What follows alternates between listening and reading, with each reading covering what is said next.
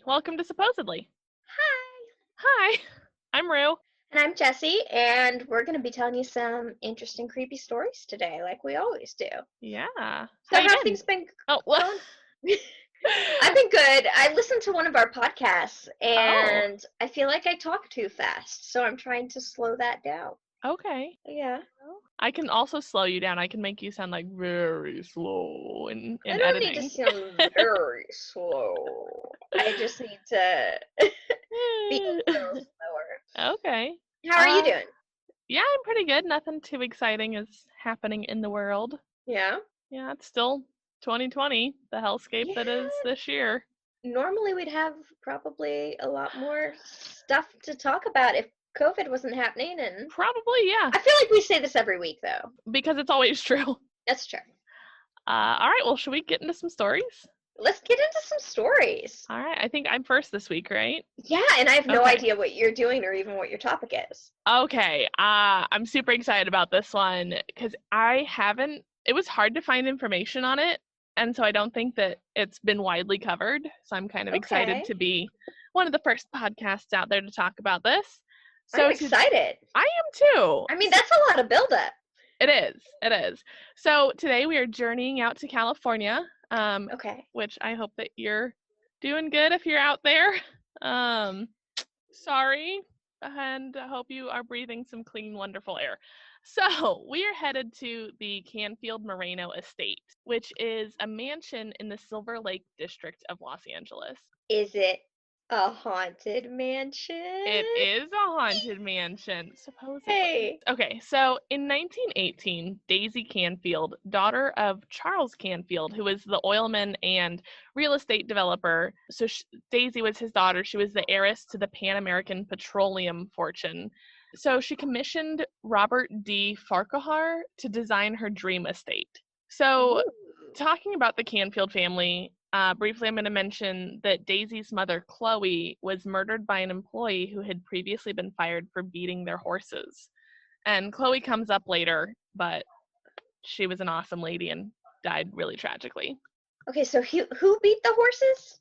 So the Canfield family had this dude, he was like a hired hand, Okay. and he was whooping their horses. And so they were like, yo, you can't beat my horse. Like, I need you to leave. And they fired him, and he retaliated by coming back and he murdered Chloe, Oh, and Chloe is. Daisy's mom. Okay, gotcha. Yep. All right. Yep. Sorry, I was a little confused there. Yeah, no. So, like, if Daisy is the oil princess, Chloe was the oil queen. Gotcha. Yeah. So this mansion was built in 1923, and it's this beautiful Mediterranean revival style, which sits on about 4.5 acres, which in LA speak is a shit ton of property. Wow. And it was called the most beautiful home in Hollywood. Well, I mean, it sounds amazing. Yeah, no, it's like, I'm gonna send you the link later because it's like so beautiful. So here's a description from the website. 18,000 square foot main residence, stables, tack house, ice plant, greenhouse, 3 staff cottages, and garages for 5 motor cars. The mansion would contain a formal dining room, den, breakfast room, paneled bar, living room with soaring 25-foot high stenciled wood beam ceilings, 6 bedroom suites, and a marble hand-tiled swimming pool. The grounds were adorned with rose gardens, a citrus orchard, grape arbor, terraced fountains, and a wishing well. Oh, if only I had a grape arbor Right? Like, my life would be so different with a citrus orchard. and a wishing well. How wonderful it would be. How wonderful. I want a wishing well. How does one get a wishing well? Just like Your dad's on in a oil. Okay, fair. So, in 1923, Daisy and her husband, silent film superstar Antonio Moreno, moved in. I do really briefly want to talk about Antonio's career. So this guy, he's super handsome. He was a really successful silent film star, and he had roles alongside Greta Garbo, Clara Bow. And so he was born in Madrid and often got like these stereotypical Latin lover roles because of his Oh, looks. yeah. Okay. But Kind then, of like the Desi Arnaz yeah, type. yeah. Yeah. But then with the advent of talkies, his career quickly fell off because people heard his heavy Spanish accent and no longer liked him because they couldn't understand him. Of course. You know, a lot of silent film actors Uh-huh. ended up not being able to make the leap into the talkies Yeah. because of weird accents or Mhm. people not liking their voices or just Yeah. not being able to deliver lines. Yeah. I think this is like really relevant though, considering how we're having these conversations of like the fetishization of other races and like Hmm. wanting to be entertained by people who are of different backgrounds and races, but like not actually caring about their culture. Yeah. And so it's like, wow, this is such an old problem. Nothing is new.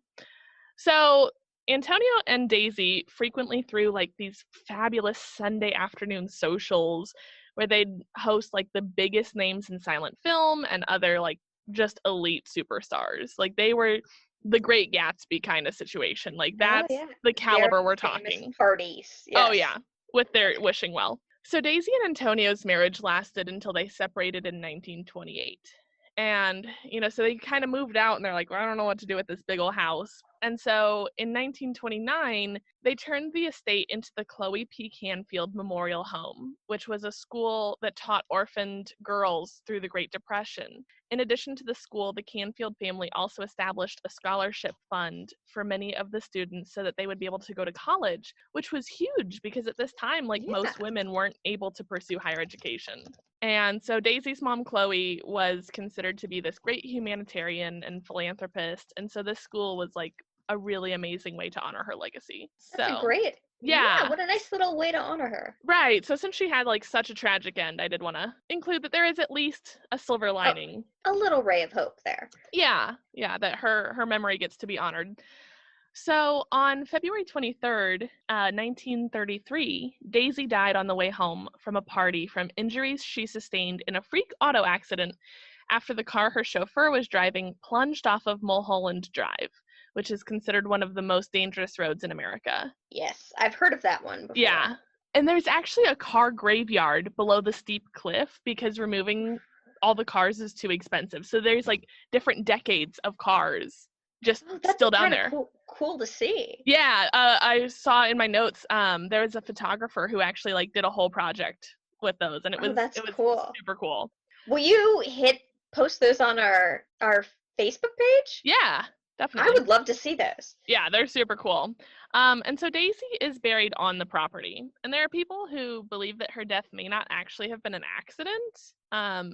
And that's kind of where the uneasy feelings and the haunting attributed to the property Hmm. is because like there was some sketch stuff about her chauffeur that maybe she was also murdered and now Ooh. like can't find peace. I don't know if that's true, but that's what we're working with. So in 1950, the estate was gifted to the Franciscan Missionary Sisters of the Immaculate Conception. The sisters were immigrating from Mexico and looking for a safe place to provide a home for orphan children. In 1953, the estate reopened as the Immaculate Conception Convent and Home for Girls. The next year, the estate was consecrated as a chapel, which started its long tradition of holding weddings. And they had it until 1988 when they applied for historical status, which was granted by the city of Los Angeles. And then in 1998, they sold it to Dana Hollister, who's a designer and like maybe a low-key gentrifier.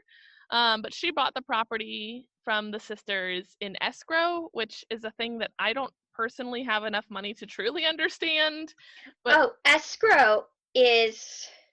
I'm going to take a stab at this, and I'm okay. probably going to be very wrong. I'll believe every word. Okay, escrow, isn't that when you buy a property, but you have a certain number of days to back out of the sale Okay. before you take full ownership? So basically, it's kind of like the lemon law of houses, Okay, gotcha. if Yeah. I'm correct, which I'm Yeah. probably not. And also apparently like if another buyer came along, she would like relinquish it. So I think that you're at least on the right track. Okay, Because hey, that's kind that's of what I handy. found. I don't really know. If some rich real estate mogul wants to write in, we'd love to hear from you. So Or Hollister, just anyone who's ever bought a house. or that too, who I assume is rich because I'm a broke ass millennial. Uh, We're all renters. yeah, so she wanted to open the estate as a boutique hotel. Since purchasing the estate, Hollister has renovated and restored it, paying for the work by hosting filming, photo shoots, and events. She's used the space for charity events like concerts benefiting music education and free healthcare. And she also added a recording studio to the mansion. Ooh. Yeah. So since renovations, tons of people you'd recognize have worked in some capacity at the estate, whether recording music, shooting music videos, photo shoots, or even films. Some of these big names are Elton John, Jack White, Johnny Depp, Gwen Stefani, Stevie Nicks, Pharrell Williams, Ariana Grande, George Clooney. Probably most recognizable for the estate itself is it was the house in Scream 3.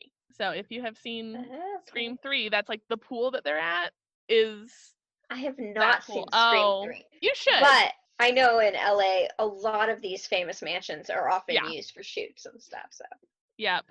It was also the school Jamie Lee Curtis's character taught at in Halloween 20 years later. In Britney Spears' My Prerogative video, she crashes her Porsche into the pool, which I wonder if Daisy is the ghost and she's like simulating a car accident, if that brought anything up. I want to know what kind of freaking insurance you have to crash a car into a historical pool. So much insurance, all of the insurance. Something else I don't have enough money to understand. I'm like, basic Britney coverage? Spears insurance. Yeah. All right, so that's a lot of history. Let's get spooky. So like I've mentioned, it's believed that Daisy's ghost is still hanging around and sometimes maybe wreaking havoc. Critically acclaimed last resort musicians, Papa Roach, Oh man. Okay. are maybe the Zach Baggins of music. But I could see that. No, yeah. Limp Bizkit is the Zach Baggins of No, music. Zach Baggins is the Zach Baggins, Zach Baggins of music. Don't you That's remember right. that he has an album? Yeah, he does. Yeah. Uh-huh. Ugh. Yeah. Okay. Is Sharon here? Or whatever. Rhonda. It's Rhonda, right? I don't remember. Oh, God. We'll post Okay. a Zach Baggins song on our Facebook group as well. Yeah, but we don't own the rights to this music or whatever you're supposed to say. Yeah, we can still share it though. Okay, we can yeah, share perfect. it and be There like, you go. hey, check out this new song by Zach Baggins, the Zach Baggins of music. Oh, God. Okay, so Papa Roach has spoken out pretty publicly about their experiences with the Canfield-Moreno estate, which Hollister has renamed to the Paramore estate. Was it their last resort? I was figuring out how to make that joke, and I'm so glad you beat me to it. Did they experience suffocation? No breathing. My favorite parody of that song is "Cut my life into pizza. This is my plastic fork." Okay. Is that a Weird Al one? No, I think it's just like a Tumblr meme.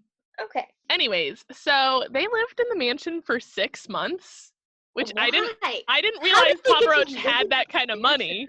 for Right. 6 months? Like in the 90s, sure. I guess, yeah. So anyways, they lived there for 6 months while recording, and they were excited to have like this fully immersive recording experience. And Hollister was straight up with them and was like, bro, it's haunted, but like go off, do your thing, live here for half a year. And Oh. so lead singer Jacoby Shaddix told the Las Vegas Sun that he was skeptical about ghosts going in. So he was like, oh yeah, whatever, it's haunted. But he quickly changed his mind. He expressed that he was suffering from writer's block and called on Daisy for some inspiration beyond the grave. What? Okay, one, she's not your ghostly muse. Right. She's not Two, your ghost writer. Yeah. Hey. Oh, Hey. that was better. Can we go back and you just say that instead and you edit that in? That was good. That was better than mine. I try. So he said the spiritual energy was, quote, floating around, plus our own creative energy, plus arts and artifacts filled the house and every piece had a history. We set up our equipment in the place and there was this constant flow of creativity and ideas. I think it had a massive influence on our sound and writing and the whole attitude behind the record. Okay. I'm really trying not to read it in a Baggins voice, but I don't think I'm succeeding. What record did they record there? The Paramore Sessions. They named it after the hotel. Oh, interesting. Mhm. I don't know that I've heard anything off there, so I'm kind of. I haven't either. I might go listen to it. To see. Yeah. Yeah. So Shattuck said that the first experience they had was while recording their song, Crash. We had this loop going through the PA, he said.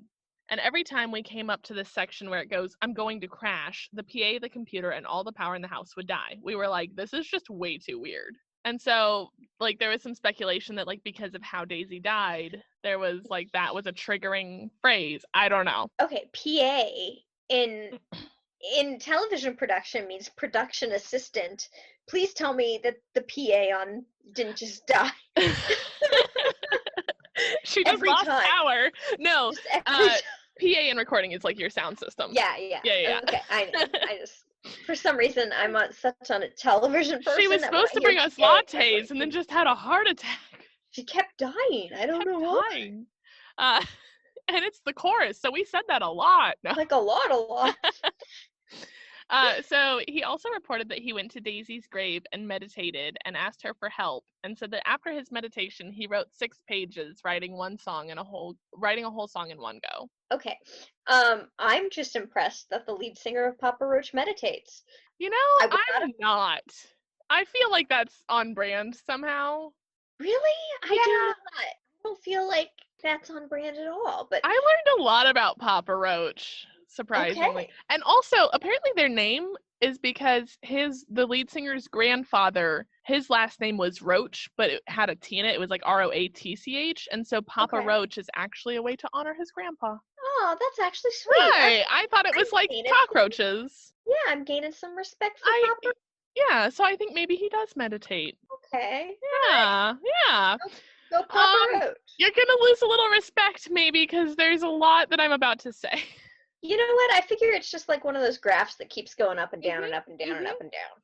Yeah. Okay. So he says, it was a fucking chaotic time for the band. My drummer was going through a divorce, and he was just out of his fucking mind, sniffing big lines of coke, banging strippers in the ass, going berserk. And there goes that newfound respect. Just plummeted a little bit. And then he said that he was battling alcoholism. He said, I'm an alcoholic, and I lost my mind making the record, eating pills like candy, going crazy. So, If you're an alcoholic, please get help. yep, he There was is help out there. dealing with some stuff. I don't know that we attribute that to ghosts.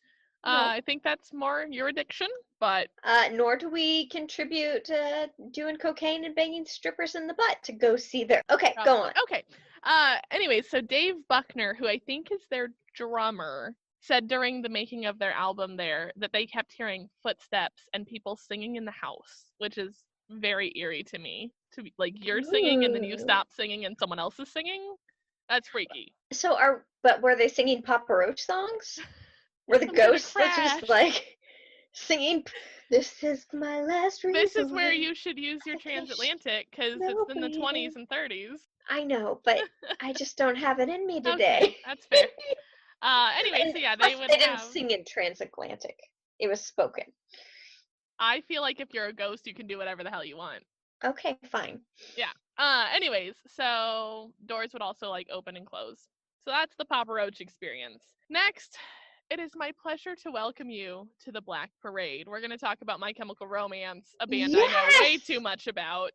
Ditto. Let's do this. So in 2006, they decided that they were also going to live at the mansion while recording the Black Parade album. And they've been super open about their experience as well.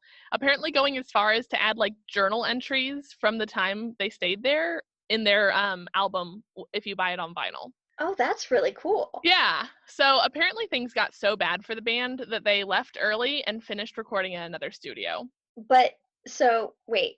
Okay. Are we to believe Yes. that the ghosts like Papa Roach more than My Chemical Romance? No, I think we're to believe that they were so distracted with their pills and strippers that they were less affected. Cocaine, alcohol, and strippers. Yes.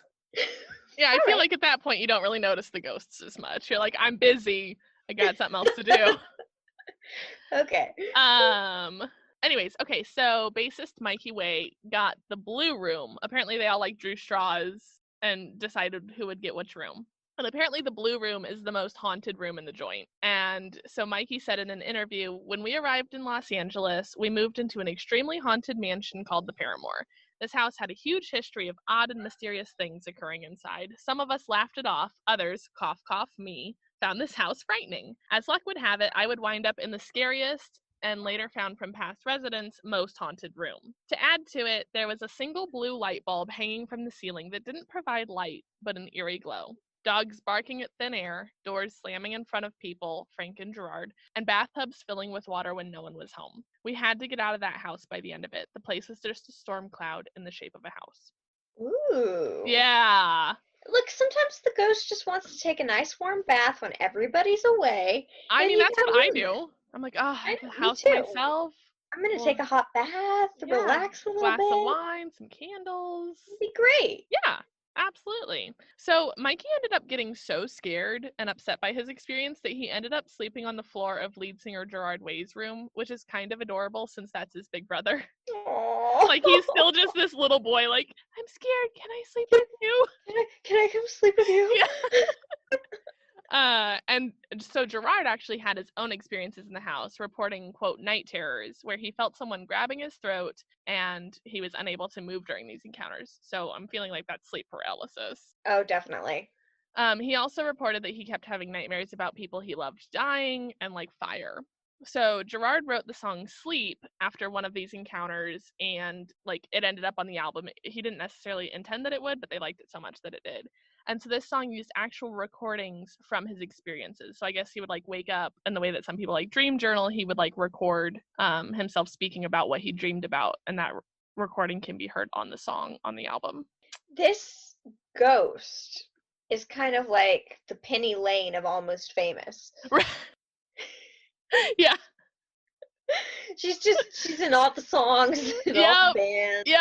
Yep. She's just very adjacent to all of the recordings. Daisy's living it up. Yeah. She's got lots of songs dedicated right? or about her, inspired by her. So Gerard said, it felt like something was coming after us. Every time we turned a corner, it was staring at us. We couldn't escape it. The band apparently came across this beautiful painting of an angel above the mantle of a fireplace. After one of them moved something, the painting apparently had like a demon reaching for the angel's feet. And they were super freaked out by this. But like, I've been to the Vatican Museum, and that's just 85% of all religious art. It's just like an angel, but there's a demon, so you should be good. And I was like, okay, like I don't feel like that's that scary, but I can see if you weren't expecting it, it would kind of freak you out. So Mikey Way ended up leaving first, citing that the fog over the Paramore was exacerbating his issues with alcohol and depression, and he felt that leaving when he did actually saved his life because of how bleak things were feeling. Yeah. Wow. Yeah. The band and fandom had an inside joke about the album being cursed. And like while shooting music videos for the single, their drummer Bob Breyer got second and third degree burns, which ultimately resulted in gangrene. Oh man. And Gerard Way, terrible. Yeah. And Gerard Way tore a ligament in his ankle during shooting. They also had like really weird bouts of like quote unquote food poisoning that canceled shows. There was stuff with some of their roadies, like, yeah. And then their drummer ended up suffering a wrist injury so bad that he lost feeling in his fingers and had to leave the band while seeking treatment. Wow. Yeah. So, I mean, I know there's not like a lot of concrete evidence. There's a couple, stories from bands. But it seems really interesting that, like, this estate doesn't have a super dark history. Like, yes, Daisy died, and that's horrible and tragic. But, like, this isn't The Shining. This isn't, like, oh, my God, this hotel. Like, we have one confirmed death who's buried on the property. But there's a lot, like, you shouldn't be getting gangrene because Daisy died and, like, wants to be a featured artist on your track. Yeah, true. I mean, maybe a lot of sadness happened there. Yeah, I mean, with their divorce and stuff, yeah. I don't know. Yeah, my I'm going to say it again. When in doubt, sage it out. Clear it out a little bit. My hypothesis is that, so since Hollister has tried to restore it to, like, its natural or, like, how it was, she's brought in a lot of antiques, and so I'm almost wondering if it's stuff that has attachments to the furniture or whatever that she's brought in. And it kind of builds on to things. Yeah, that's kind of that she has some of your Victorian chairs that have people still sitting in them kind of thing, except they're mean. I kind of want those chairs. I know. Anyways, if you're feeling brave enough to stay at the Paramore / Canfield-Moreno estate, you can for the cool price of a G a night. Which, like, it's beautiful. I kind of want to, but I don't feel inclined to drop $1,000 on it. Between the two of us, it'd be $500. How many rooms are there? At least 6. Okay, we could make that work. You, me, Christy, Drew, Scoob. I think it might be per room. I don't know if it's the whole estate. I'm not sure. But I'm down to sleep on the floor like Mikey Way did. Like, some of us will take the bed, some of us will just sleep on the floor. We'll record an episode in there and then kill some PAs. Whoa. We're not the type of production that has PAs. Right. Well, that's fair. But that's the story of the Canfield-Moreno Paramore Estate in Silver Lake, California. I dig it. Yeah. I think $500 you and I could. I think I so. mean, I mean, it'd be a lot of money.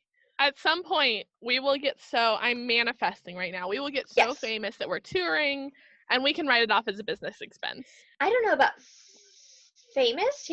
But I feel like at some point we're gonna be able to at least have a Patreon where we can do fun things. Yeah, definitely. All right, so what did you bring? it's something we've kind of talked about in the past, but not really. I told you I was going to do it in the future. Yeah. Any guesses? The chupacabra? And no, it's not the chupacabra. Okay. It is Julianne Kopeck. Oh, okay, sweet. I was like, Julianne Moore, because that was literally the only Julianne I could think of. And I was like, what did she do? No, I'm super excited. Tell me everything. All right, I will. Okay, so she did an amazing interview with BBC that she tells her story firsthand. And there's a great article on it. So I'm going to be using that article and basically reading it verbatim because anytime I can tell a story through someone's direct quotes, I feel like that's so much better. Definitely. But let me go ahead and set the scene. So Julianne Kopeck was born on October 10th, 1954. That's coming up soon, right around the corner. And she was born in Lima, Peru. She was the only child, and her parents' names were Hans Wilhelm Kopeck, who was a biologist, and her mother, who was an ornithologist, Maria Kopeck. When she was 14, her parents left to Lima to establish Panguana. Okay. Panguana? Panguana. Yeah. Panguana. Okay, so it was a research station in the middle of the Amazon rainforest. She kind of became this little bit of a jungle child. Have you ever seen the Wild Thornberrys? Yeah. I like to think of Eliza. She was our Eliza Thornberry. And she learned all sorts of survival techniques as you would have to have living in the jungle. Yeah. But educational authorities disapproved, and she was forced to return to Deutschschule Lima Alexander von Humboldt to take her examinations. Now, I might have said that wrong. Basically, she's forced to return to this school to kind of take her final examinations to graduate high school. So her mother was working when Julianne's about to graduate from high school. Mm-hmm. The mother had wanted to return to Panguana on around the 19th or 20th of December in 1971, but Julianne really wanted to attend her own graduation ceremony, which was to be held on the 23rd of December. Okay. Maria decides that, okay, that's probably good for Julianne to stay longer and experience that. Yeah. So instead, they decide to schedule their flight on Christmas Eve. All of the flights were booked, aside from one. Lanza, we're just going to call it Lanza. Okay. Lanza Airlines. Her father urged her mother, Maria, not to take that flight because it had a really poor reputation. Oh, okay. That airline was known to have a lot of things go wrong with them, but because it's the only option, they decided to book the flight. Yeah. Nonetheless. There wasn't exactly Skyscanner in the 70s, I suppose. I really wouldn't know. No, that's the question. App that like finds like the cheapest flight. So now that I've kind of set the stage for you, I'm going to switch over and read this BBC article because it's all direct quotes from her on her story. And I just think it's so much more powerful to hear firsthand. Yeah. So it was Christmas Eve, 1971, and everyone was eager to get home. We were angry because the plane was 7 hours late. Oh my God. There's that crappy airline. I hate flying so much. Suddenly, we entered into a very heavy, dark cloud. My mother was anxious, but I was okay. I liked flying. 10 minutes later, it was obvious that something was very, very wrong. There was heavy turbulence, and the plane was jumping up and down. Parcels and luggage were falling from the locker. There were gifts, flowers, and Christmas cakes flying around the cabin. When we saw lightning around the plane, I was scared. My mother and I held hands, and we were unable to speak. Other passengers began to cry and weep and scream. So, after doing a little research, the plane was struck by lightning and began to break up. Jeez. And fall apart. After about 10 minutes, I saw a very bright light on the outer engine on the left. My mother said very calmly, "That is the end. It's all over." Those were the last words I ever heard from her. The plane jumped down and went into a nosedive. It was pitch black and people were screaming. And then the deep roaring of engines filled my head completely. Suddenly the noise stopped, and I was outside of the plane. I was in a free fall, strapped to my seat bench and hanging head over heels. The whispering of the wind was the only noise I could hear. I felt completely alone. I could see the canopy of the jungle spinning towards me. Then I lost consciousness and remembered nothing of the impact. Oh my Later, I God. learned that the plane had broken into pieces about 2 miles above the ground. I woke the next day and looked up into the canopy. The first thought I had was, I survived an air crash. Now, just a reminder, this is in the middle of the Amazon rainforest. Complete Yeah. and utter jungle. I I mean, shouted out, 2 miles. Holy oh, Jesus. That's no right? wonder she passed out. That's a lot of fucking G's to take. Oh, man. It's a miracle she survived, even strapped to her seat. Yeah, in the 70s when like seatbelts were like a twine across your waist, basically. Ooh. I shouted out for my mother, but I only heard the sounds of the jungle. I was completely alone. I had broken my collarbone, and I had some deep cuts on my legs, but my injuries weren't serious. I realized later that I had just ruptured a ligament in my knee, but I could walk. I mean, good for her for realizing she ruptured a ligament in that Yeah. terminology. Well, and like, oh my God, to be 17, like at least she's Ooh. dude, I've had arthritis since I was like a child. A done ligament to my knee and it's over, bro. And like your collarbone? I mean, you don't realize how big a deal that is, but like I have tattoos on my collarbone and I couldn't even like turn my head while I was getting the tattoo because you don't realize how much all that musculature is all involved. Like every time that you move, your collarbones feel it. Like I can't even imagine being in the jungle, your knees busted up, you've just taken all these G's, and you broke your freaking like how? That's Wow. why I love this story Not so to much. imagine the emotional trauma. Well, yeah, certainly. Before the crash, I had spent a year and a half with my parents on their research station only 30 miles away. I learned a lot about life in the rainforest and that it wasn't too dangerous. It's not the green hell that the world always thinks it is. God, she's such a bad bitch. Right? It's I not could that hear, bad, it's not that bad. you know. I could hear the planes overhead searching for the wreck, but it was a very dense forest and I couldn't see them. I was wearing a very short, sleeveless mini dress and white sandals. I had lost one shoe, but I kept the other because I'm very short-sighted and had lost my glasses. So I used that shoe to test the ground ahead of me as I walked. So she had it on her foot and she was stepping to test the ground and make sure it was firm as she And walked. everything's blurry, so she's just seeing like a wall of green. Pretty much. Oh my God. Snakes are camouflaged there and they look Yeah. like dry leaves. And you have no glass. Oh my God. I was Oh, lucky I didn't meet them, or maybe just that I didn't see them. oh God.